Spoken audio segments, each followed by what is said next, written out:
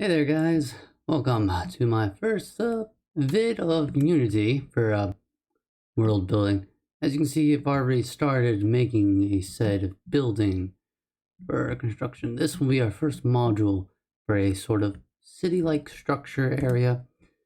But as you can see, I'm not fully completed, so this will just be a little tad influence. So it'll just be a little bit short video per influence per modular, and to show off what I'm building. Basically, this would be a certain area, waiting room, yada yada yada.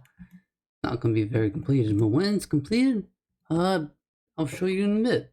So till then, I'm just gonna take a bit of a moment, and we'll see how it looks. And here we are. See, all done with first level and second level of the module. Basically, this will be like a sort of town center in a way.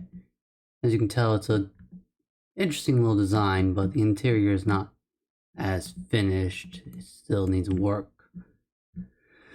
So there's a little bit of work here and there, but this is it. This is how the module would look like, but different ways, different modules. Also, I think I have my little character right there to show off that I am making it a little bit big. But that should be it. And as always, as your host, I wonder, and I hope this is a bit of a short little vid, but we're starting out. We're starting new in a way. Till then, see y'all later.